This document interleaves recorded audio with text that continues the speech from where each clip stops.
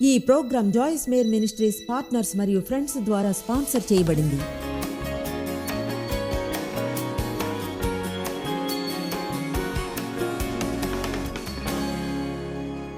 అయితే చూడండి, బహుశా మనం అపవాది పట్ల ఎక్కువ గమనం ఉంచనవసరం లేదనుకుంటాను, కానీ పట్టించుకోకుండాను ఉండలేము. అతను సజీవుడు కనుక ఈ భూమి మీద ఉన్నాడు, ఉండి మీకున్న సమస్యలన్నిటినీ కలుగచేస్తున్నాడు. మనం జాగ్రత్త పడాలి. అప్పుడప్పుడు మనం కదిలించబడి అతని మీదున్న అధికారపు జ్ఞానంతో మనం తాజాగా అవుతాం. ఆ అధికారాన్ని తీసుకుని అభ్యాసం చేయాలి. అయితే అంతకంటే ముఖ్యంగా మనం శత్రువు యొక్క తంత్రాలను అర్థం చేసుకోవాలి. ఎందుకంటే అతను చాలా మోసగాడు. ఎక్కువగా తన పని మీద తనుంటాడు. అందరూ నిందించబడతారు, అయితే ఎవరికి తెలీదు అది అతని పని అని. కనుక చూడండి, అప్పుడప్పుడు మనము వెనక్కి వెళ్ళి దీన్ని అధ్యయనం చేయాలి. బహుశా దాన్ని జయించవచ్చును. ఎక్కువగా ఆత్మయుద్ధం గురించి, దయ్యాలు, అపవాదుని గురించి అధ్యయనం చేసి, అయితే అంతగానే తెలియకపోవడం, గుర్తించకపోవడం వలన అతను సమస్య తెస్తాడని అది మంచిది కాదు. 2 కొరింథీ 2:10 మీరు దేని గూర్చి అయినో ఎవరిని క్షమించుచున్నారో నేను వారిని క్షమించుచున్నాను. నేనేమైనా క్షమించి ఉంటే సాతాను మనల్ని మోసపరచకుండానట్లు మీ నిమిత్తము క్రీస్తు సముఖమునందు మెస్సయ్య అంగీకారంతో ఆయన అంటున్నాడు, సాతాను మనల్ని మోసపరచకుండానట్లు మీ నిమిత్తము చేశాను. ఎందుకంటే సాతాను తంత్రాలను మనం ఎరుగని వారం కాదు. ఎరుగకపోవడం, చూడండి, ఎరుగకపోవడం, తెలియపరచకపోవడం, జ్ఞానం కొదువు వలన నమ్మలేని సమస్యలు వస్తాయి.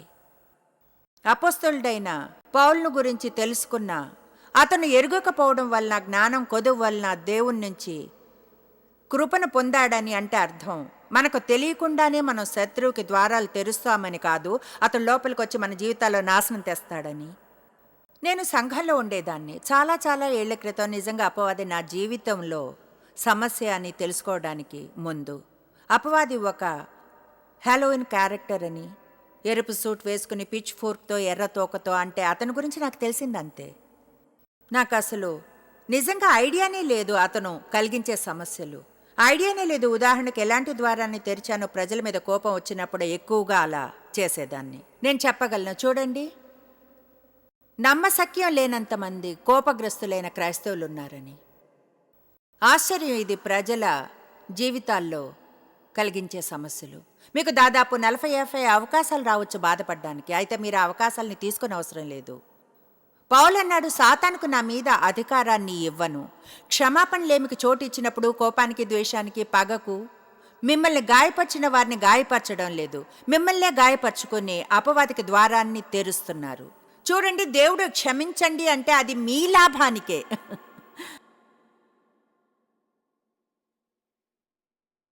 మనం గుర్తుంచుకోవాలి, సాతాను మోసగాడని, ఆ ద్వారాల్ని మూసుంచాలని. 1 పేతురు అధ్యాయం 5-8 ఓ 2 మొదటి వచనాలు కొంచెం పునాదిగా ఉంటాయి.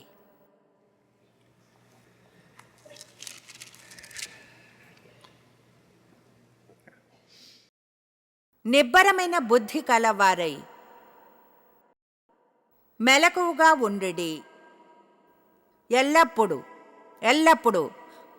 ఆదివారం ఉదయం మాత్రమే కాదు, అప్పుడప్పుడు కాదు, ఎల్లప్పుడూ. మీ విరోధి అయిన అపవాది గర్జించు సింహం వలె ఆకలిగొని ఎవరిని మృంగుదనా అని వెదుకుచూ తిరుగుచున్నాడు. గర్జించు సింహంలా తిరుగుతాడు. అయితే యేసు యూదా గోత్రపు సింహం. ఆమేన్. మన దేవుడు పాలిస్తాడు. చూడండి, మనము సాతాను తంత్రాలను, మోసాలను తెలుసుకోవాలి. అతని స్వభావాన్ని మనం తెలుసుకోవాలి. దేవుని స్వభావాన్ని చదువుతాం. నేను ఎక్కువగా అదే చదువుతాను. దేవుని నుంచి వినడం, తెలుసుకునే విధానాల్లో ఒకటి సాతాను స్వభావాన్ని మరియు దేవుని స్వభావాన్ని తెలుసుకోవడం. కనుక చూడండి, మీకు బాగా తెలుస్తుంది. వెంటనే ఏదైనా విన్నప్పుడు లేదా మీరు ఫీల్ అయినప్పుడు అది దేవుడా లేక కాదా అన్న విషయం. బహుశా మనం విజయవంతంగా దేవుని నుంచి వినలేము, మనకు గాని దేవునిది మాత్రమే కాదు, శత్రు స్వభావం కూడా తెలియనంత వరకు. కనుక 4 విషయాల్ని మీతో చర్చిస్తాను ఈ వారాంతంలో. అవన్నీ కూడా సాతాను తంత్రాలే. ఆ విషయాలు అతని స్వభావానికి చెందిన పెద్ద విషయాలు, అలాగే అతని స్వభావం గురించి బాగా తెలుసుండాలి. నంబర్ 1, సాతాను అబద్ధికుడు, అతను మోసగాడు. నెంబర్ 2, అతను నాశనం చేస్తాడు. మన జీవితంలోని మంచినంతటిని నాశనం చేస్తాడు. అంతేకాదు, కంట్రోల్ చేసి మ్యానిపులేట్ చేస్తాడు. మన స్వేచ్ఛను అతను దొంగిలిస్తాడు. మీ జీవితంలోని ఏ చోట స్వేచ్ఛనివ్వడు. అతను సహోదరులను నిందించేవాడు. ఇప్పుడు మనం ఈ 4 విషయాలను తెలుసుకుంటే ఈ వారాంతంలో కొంత సమాచారం, ప్రకటన జ్ఞానంతో వెళ్ళవచ్చు. శత్రువుచే మోసగించబడకుండా ఉండడానికి హెల్ప్ చేసేది దాంతో వెళ్ళవచ్చు. కనుక థ్యాంక్ యూ తండ్రి ఈ వచనానికై. మాకు తెలుసు అతని గురించి మాట్లాడితే అపవాదికి నచ్చదని. అతన్ని వేలెత్తి చూపితే మేం ముందే ప్రార్థించి స్తుతులు చెప్తున్నాం గొప్ప విజయానికై. ఏమనంటే అతనుకున్న చిన్న ప్లాన్ కూడా పనిచేయదని, ప్రజలు ఇది తెలుసుకుంటారని, గమనం వహిస్తారని, ఈ చోట శాంతి కలుగుతుందని. థ్యాంక్ యూ తండ్రి, ప్రజల జీవితాల్లోని శత్రువు తెలియపరచబడి వాళ్ళ కళ్ళు తెరుచుకుంటాయని, అప్పుడు వారికి విషయాలు వేరుగా ఉంటాయని యేసునామంలో ఆమేన్. ఇప్పుడు ఏ పేరుతో అతను పిలువబడ్డం విన్నా, లూసిఫర్ అపవాది, సాతాను, కీడు చేసేవాడు, మోసగాడు, లోబర్చుకునేవాడు, అబద్ధికుడు. మీరు తెలుసుకోవాల్సింది అతను ఒక ఉద్దేశంతోనే వస్తాడని, ఒకే ఒక దాంతో, అదే హత్య, దొంగతనం, నాశనానికి. యోహాను 10:10. నేను ఎప్పుడూ చెప్తూ ఉంటాను, నాకు అది ఇష్టం. అసలైతే ఈ టీవీ ప్రోగ్రాం పేరు ఒకలా ఈ వచనం మీద ఆధారపడి ఉంది. ఎందుకంటే ఒకలా నాకు అనుభవం ఉంది, దొంగతనానికి, హత్యకు, నాశనానికి వస్తాడు. అయితే యేసు అన్నాడు నేను వచ్చింది. ఆ విషయం గురించి సంతోషం. మరి మీరు, నేను వచ్చింది మీరు మీ జీవితాన్ని ఆనందించాలని, సమృద్ధిగా పొంగి పొర్లేంతగా. కనుక సాతాను వీలైనంతగా అంతా దోచేయాలంటాడు. అయితే దేవుడు ఇవ్వగలిగినవన్నీ ఇవ్వాలని. సాతాను మనకేమీ ఉండకూడదంటాడు. దేవుడు మనకు పొంగి పొర్లేంతగా ఇవ్వాలనుకుంటాడు. మన జీవితాల్లో, మన చుట్టూ ఉన్న వారి మీద కూడా అది పడేంతగా. ఆమేన్. మనం జీవితాన్ని పొందాలనే యేసు రాలేదు, మనం జీవితాన్ని ఆనందించాలని వచ్చాడు. నేను చెప్తున్నాను, అపవాది మీరేమీ ఆనందించకూడదంటాడు, మీరుగా కూడా ఆనందించకూడదంటాడు. ఎన్నో ఏళ్ళు నాకు వ్యతిరేకంగా గడిపాను. నేనంటే ఇష్టం లేకుండా, నా వ్యక్తిత్వం నచ్చకుండా, నా స్వరం నచ్చకుండా, ఇదంటే నచ్చకుండా, అదంటే. అయితే చెప్తున్నాను, నన్ను నేను ఆనందిస్తాను. ఇప్పుడు అలా చేసినప్పుడు అపవాదికి చాలా కోపం వస్తుంది. ఆమేన్. నాకు నాలోని ప్రతి చిన్న విషయం నచ్చుతుంది. నాలోని వింతైనవి, అసాధారణమైన విషయాలు, అది అపవాది కోపం తెప్పిస్తుంది. మీతో మీకు మంచి సంబంధం ఉంటే అతని కోపం ఎందుకు వస్తుందో తెలుసా? ఎందుకంటే మీతో మీకు మంచి సంబంధం ఉంటే ఇతరులను ప్రేమించడం ఆరంభిస్తారు. అయితే మీకు లేనిదేదో మీరు ఇవ్వలేరు. మీరంటే మీకు నచ్చకుంటే వేరెవరిని ఇష్టపడలేరు. ఆలోచించడానికి సమయం తీసుకోవాలి. అపవాది ఎంత క్రూరుడో, అంతటా ఎంత కీడుని తెస్తాడో అని. ప్రపంచంలో జరిగే చెడు విషయాలన్నీ, మై గాష్, ఈ వార్త ఎవరినైనా నిరాశపరుస్తుంది. అంటే హత్యలు, రేపులు, దొంగతనాలు, దురాశ. చెప్పేది ఏమిటంటే, పూర్తి సందేశం ఏమిటంటే, ఎవరిని నమ్మలేము, అందరూ చెడ్డవారే, అందరూ కూడా, ప్రతి ఒక్కరూ మోసగాళ్లే అనడానికి సాతానే దానికి ఆధారం. ఇప్పుడు దాని అర్థం ఇవన్నీ చేసే ప్రజలకు బాధ్యత అనేది లేదని కాదు. అయితే దురాశను పోషించినప్పుడు చాలామంది జ్ఞానం కొదువు వల్ల వాళ్ళకు తెలియదు కూడా అపవాదే వారి నుంచి అది దొంగిలిస్తున్నాడని అనుకుంటారు. వాళ్ళకి ఎంత డబ్బుంటే అంత సంతోషంగా ఉంటామని. అయితే వారికి తెలియదు ఎంతగా తప్పు మార్గాల్లో సంపాదిస్తే అంత దుఃఖకరంగా వాళ్ళు ఉంటారని. మనం ఇలా అనవచ్చు, అది సరే, ఇంత చెడు జరుగుతున్నా దేవుడు ఎంత మంచిగా ఉన్నా, అంత గొప్పగా, శత్రువు కంటే ఎంతో శక్తివంతంగా, మరప్పుడు ఎందుకు మనకు అనిపిస్తుంది శత్రువే గెలుస్తున్నాడని? చూడండి, మనం గ్రంథం అంతాన్ని చదివేశాం కనుక మనకు తెలుసు విషయం అది కాదని. అయితే నేను చెప్పగలను ఏం జరుగుతుంది అనుకుంటాను. ముందుగా ప్రజల్లో చలనం లేదు. ఎక్కువగా ప్రజలు ప్యాసివ్గా ఉన్నారు. ఒకవేళ దేవుణ్ణి గాని నిజంగా ఎంచుకుంటే దేవుని మార్గాలను అలా చేసే ప్రతి వ్యక్తి అంధకారంలో చిరుదివ్వ లాంటి వారే. ఒకవేళ అక్కడ మిలియన్ల కొలది చిరుదివ్వలుంటే ఎన్నో మంచివి జరుగుతాయి. చూడండి, చాలామంది తాము క్రైస్తవులు అనేవారు వాళ్ళు ఇతరులకు హెల్ప్ చేయడానికి ఏమీ చేయడం లేదు. నిజం చెప్పాలంటే మన యొక్క కరిస్మాటిక్ బోధనల క్రిస్టియన్ చర్చ్లో చివరికి వాక్యం మరియు విశ్వాసపు సంఘం కూడా గత 30 ఏళ్లుగా ఎలా ఉందంటే,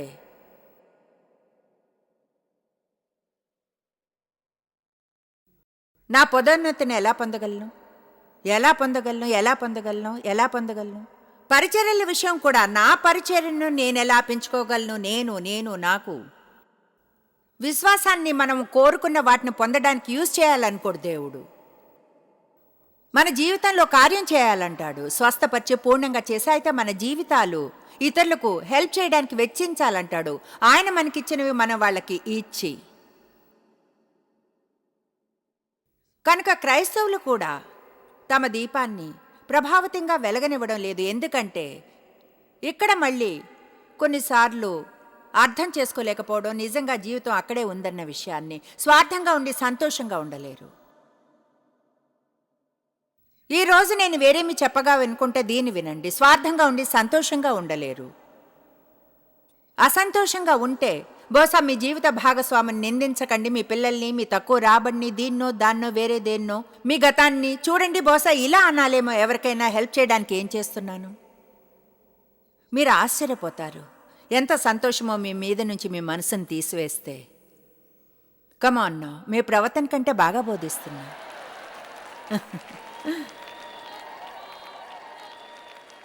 సరే, అక్కడ కావలసినంత వెలుగు ఉంటే, క్రైస్తవ జీవిత శైలిలో జీవించే సంఖ్య ఎక్కువగా ఉంటే, ప్రేమలో నడుస్తూ నిజంగా ఈరోజు జరిగే జంక్ అంతా కూడా జరిగి ఉండకపోవును. అయితే జరిగింది ఏమిటంటే, మనం చలనం లేకుండా కూర్చునుండి దేవుడు ఏమైనా చేస్తాడని కోరుకుంటాం, గవర్నమెంట్ ఏమైనా చేయాలి అని మనం కోరుకుంటాం.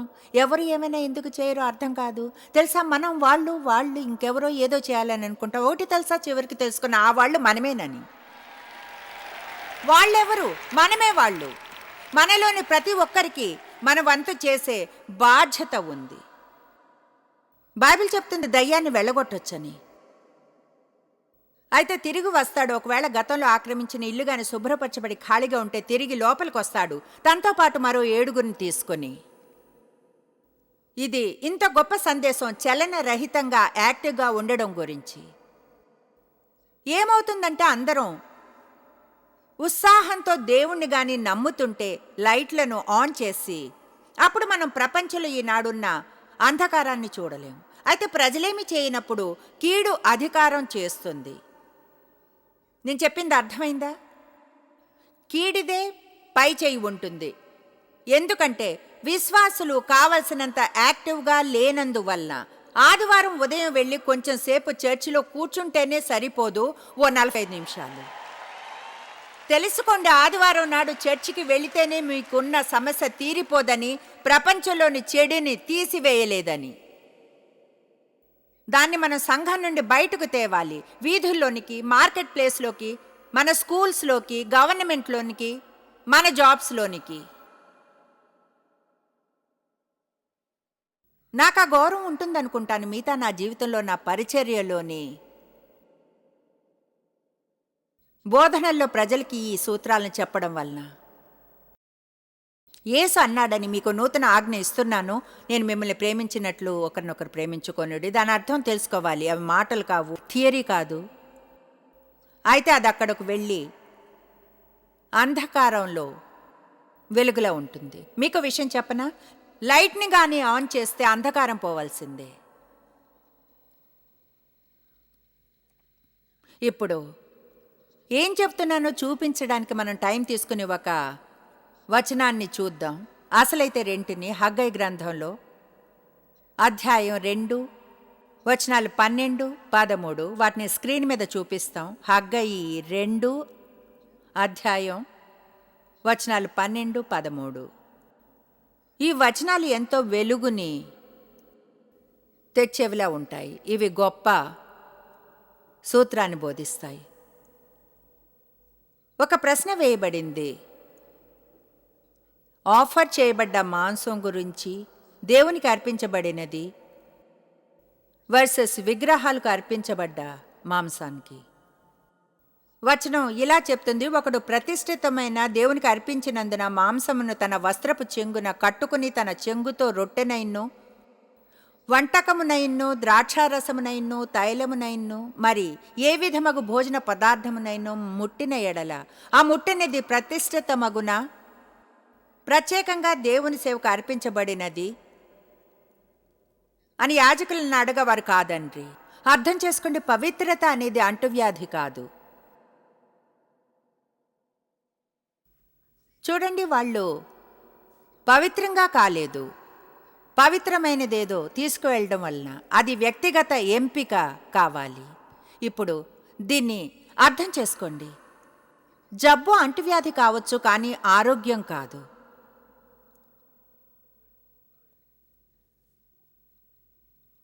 ఆమేన్. దైవత్వం అనేదాన్ని ఎంచుకోవాలి. దైవికం కానిది ప్రజలపై అధికారం చేస్తుంది. ఒకవేళ ప్రజలు యాక్టివ్గా మంచి ఎంపికలు చేసుకోకుంటే, చూడండి, పూర్తి విషయం ప్రేమ నడకను గురించి, ఆత్మఫలం లేదా సహనం లేదా ఏదైనా, మీరు అది సంకల్పంతో చేయాలి. అదేదో ఫీలింగ్ కాదు, అది ఒక కోరిక. సమస్య కూడా అదే. క్రైస్తవులు ప్యాసివ్గా అయిపోయారు. సాతాను మ్యానిపులేటర్ అయ్యి అధికారం చేస్తున్నాడు. మనకు ప్రతిదీ చేయాలి అన్నట్లు ఫీల్ అవుతాం. నిజంగా దాన్ని నేను నొక్కి చెప్పాలనుకుంటున్నాను. ఈ సంవత్సరంలో మన ఫీలింగ్స్ మీద మనము ఆధారపడడం పూర్తిగా మానివేయాలి. అది ఒక కోరిక. మంచిని చేయాలి అనే కోరిక ఉండాలి. ప్రేమను ధరించాలని నిర్ణయం తీసుకోవాలి. అధికారంలోనికి వెళ్ళి మనం ఎలా ఫీల్ అవుతున్నా సరే వెలుగులా ప్రకాశిస్తాము అని. ఇప్పుడు ఈ వచనంలోని 2వ భాగాన్ని చూద్దాం. అప్పుడు హగ్గయి అడిగాడు, శవమును ముట్టుట వలన ఒకడు అంటుపడి అట్టివాటిలో దేనినైనా ముట్టిన ఎడల తాను ముట్టినది అపవిత్రమగునా అని. అప్పుడు యాజకులు అపవిత్రమగును అనేది, ఎందుకంటే అపవిత్రత అనేది అంటుకుంటుంది.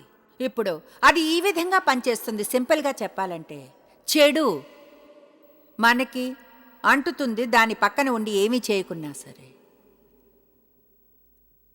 కనుక ప్రపంచంలో కీడు ఉన్న ప్రతి చోటకు వెళ్ళి, ప్రపంచంలో ఎక్కడైతే పూర్తిగా చెడు ఉందో అక్కడ తీవ్రంగా మంచిని గాని చేయకుండా, మంచి ఎంపికలను మీ వెలుగు ప్రకాశింపకుండా, ఏమిటో తెలుసా, మీరు వారిలానే అవుతారు. విచారకరం ఏమిటంటే అది తెలియకుండా జరుగుతుంది. ఏదో కొంచెంగా, ఒక్కసారి కొంచెంగా, మీకు అసలు తెలియదు. బహుశా మనం ఎంతగానో రాజీ పడ్డాం మన క్రైస్తవ నడకలో. ఈ పాయింట్లో నాకు అనిపిస్తుంది ప్రజలకు ఏది మంచో ఏది చెడో కూడా తెలియకుండా పోయిందని. చెడు మంచిగా మారింది, మంచి చెడుగా మారింది. అలాగే మరింత రాజీ పడ్డం. ప్రజలు మరిన్ని సాకులు చెప్పడం, వాళ్ళు చేసే పిచ్చి విషయాలకు, వేటినైతే దేవుడు స్పష్టంగా ఖండించాడు వాక్యంలో. మనకు పుల్పెట్ల మీద నుంచి మంచి సందేశాలు కావాలి. ప్రజల్ని ప్రోత్సహించడం, వారికి చెప్పడం మంచిది. దేవుడు వారు విజేతలు కావాలనుకుంటాడని, స్వస్థపరిచి బ్లెస్ చేయాలనుకుంటాడని. అవును, నేను అదంతా నమ్ముతాను. మనం అది ప్రోత్సాహం పొందడానికి వినాలి. చర్చికి వెళ్ళిన ప్రతిసారి లెక్చర్లు ఇవ్వక్కర్లేదు. అయితే చూడండి, మనకు చెప్పాలి దేవుడని, భక్తితో మనం భయపడాలని, ఆయన చెప్పింది సత్యమని, ఏది మంచో మనం తెలుసుకోలేమని, సంకల్పంతో తప్పును చేయాలని ఎంచుకుని రక్షించబడాలని ఆశించకూడదని.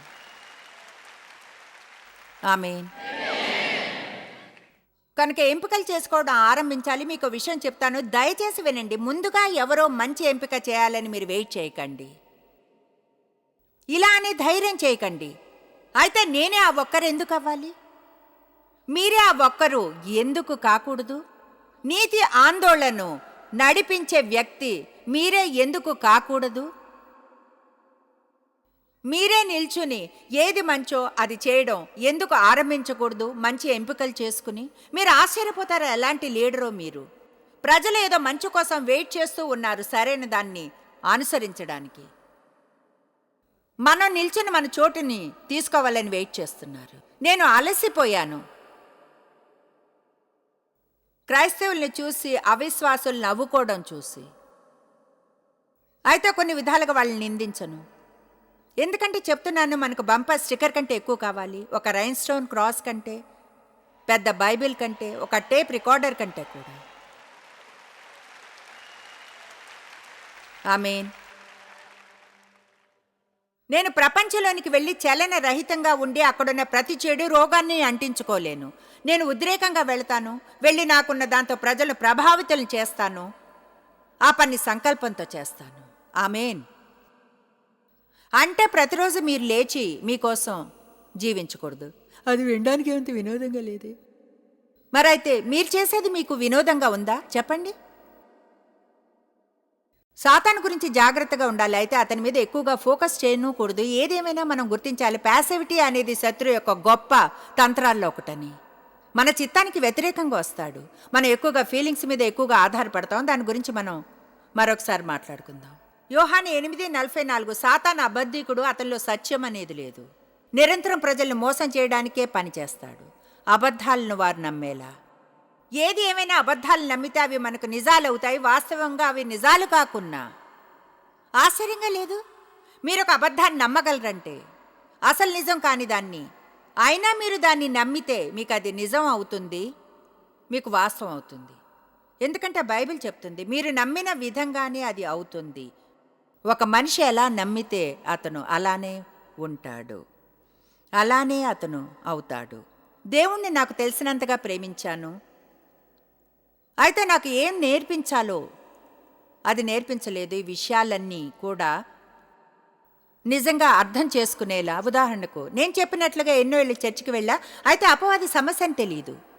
నిజంగా తెలియదు అపవాది సమస్యని. అతని బైబిల్ పేజీల్లో చూశాను.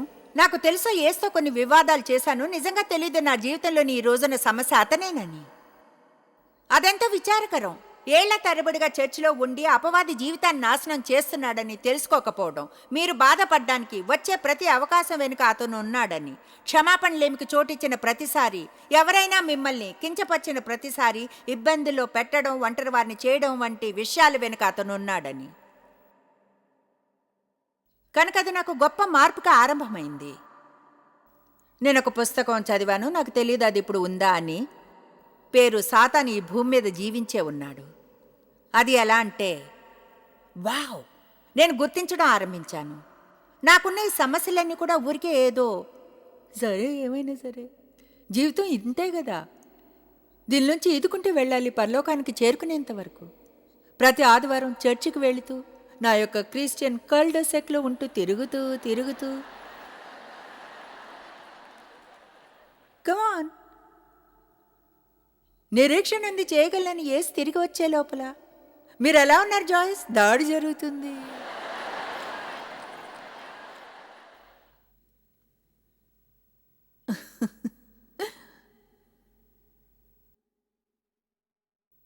మ్యాన్ నిజాన్ని తెలుసుకోవడం ఆరంభించినప్పుడు పోగొట్టుకున్న ఏళ్ల గురించి కోపం వచ్చింది. వావ్,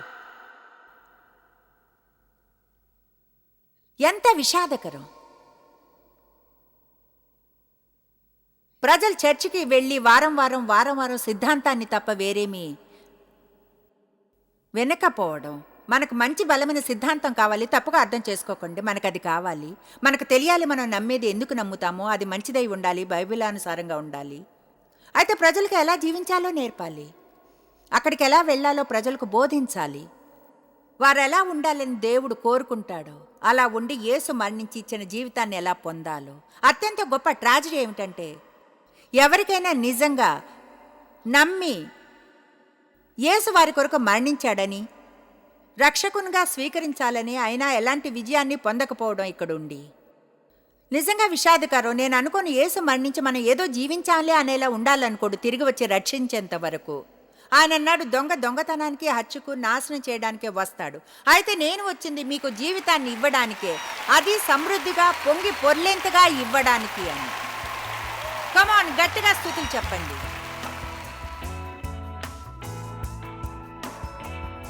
చాలాసార్లు మనం ఏ విషయాలతో ఉండకూడదో వాటితోనే ఉంటూ ఉంటాం, ఎందుకంటే మనం గుర్తించము దేవుడు మనకు శక్తిని, అధికారాన్ని ఇచ్చాడని.